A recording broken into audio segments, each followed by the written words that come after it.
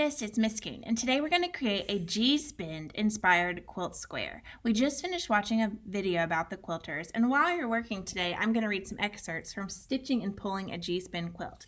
For our supplies today, you need a white square piece of paper. If you're here at school, I've already cut it into a square. If you're at home, you just need to cut a regular sheet of copy paper into a square.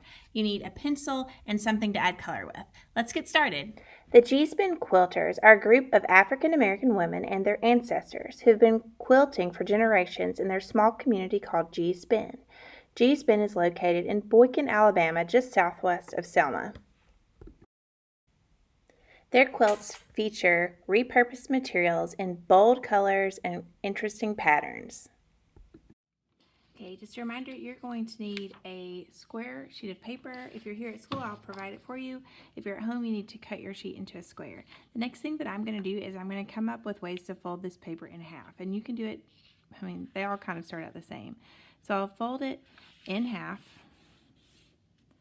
And then I can fold it in half again this way or top to bottom. So I'll fold this from top to bottom. And again, you're just going to fold your paper in half a few times, and it doesn't matter which way you fold it. Now, I could fold it in half again, top to bottom, or left to right, or corner to corner, corner to corner. It doesn't matter. I think I'll do corner to corner.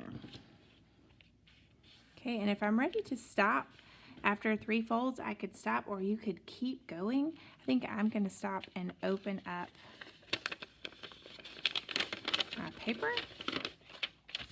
And you can see I have this interesting symmetrical design. And if you have something that you like, I would go ahead and find those folds and outline them with a marker. You can use a washable marker or a permanent marker. I'm just marking where those sections are. And each of these sections is going to represent a different scrap of fabric on my quilt square. I would have to go around the edges too.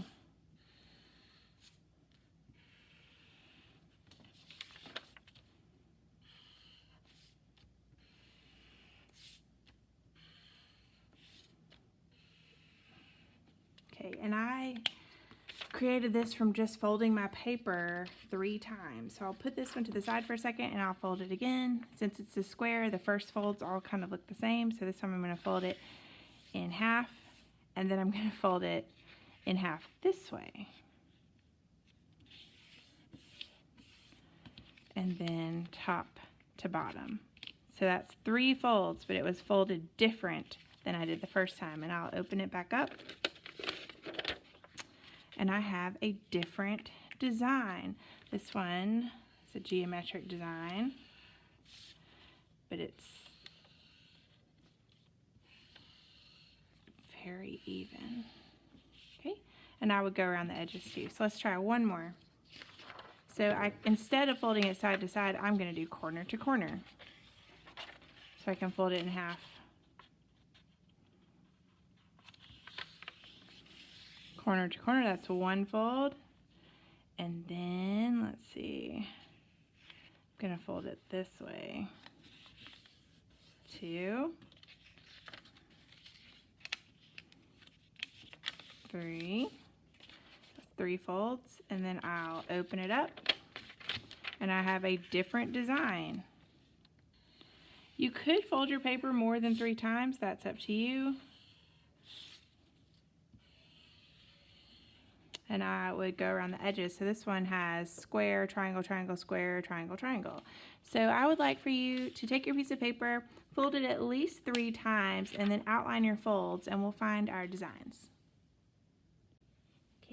Our next step is to use our markers and our crayons to add designs into each section. And I think you should add a pattern with marker first. That would be the easiest thing to do.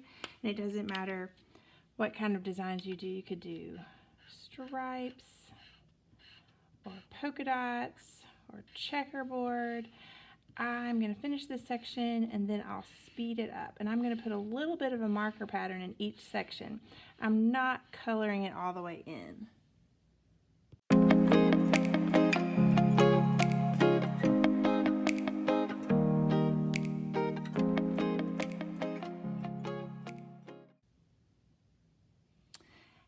Now that I've finished each of these sections with a marker pattern, I'm going to go back with my crayons and I'm going to fill in some of that white space. I don't want to leave all of this white. I could have maybe 2 sections that still had white in it, but I don't want there to be too much white. So I'm going to pick colors and I'm going to fill in the space, the white space or the negative space behind my marker pattern. So I'm going to speed up my camera.